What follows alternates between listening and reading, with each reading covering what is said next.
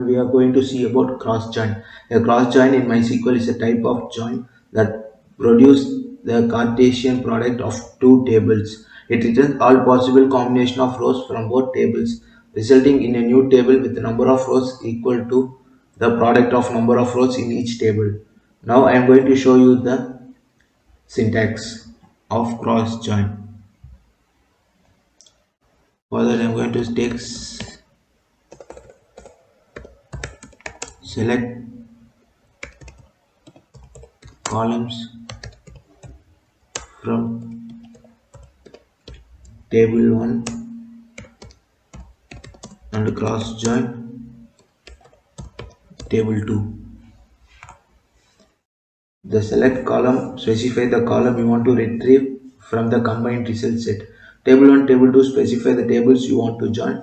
The cross join, this keyword combination performs a cross join between the specified tables. Now suppose you have two tables, employee and department, and you want to retrieve all possible combination of employees and departments. Now I am going to show you the code. For that I am going to write select employee dot employee id comma employee dot employee name comma departments dot department name from employee.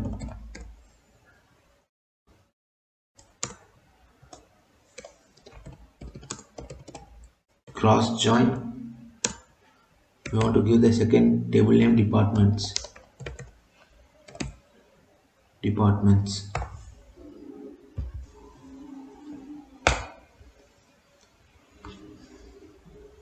Select employee id employee name department department name from employee. Cross join departments. If I run this, see I am getting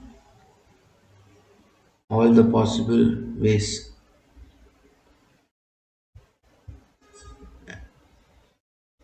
Like this it will work. We are retrieving employee id employee name from the employee table along with the department name from the departments table.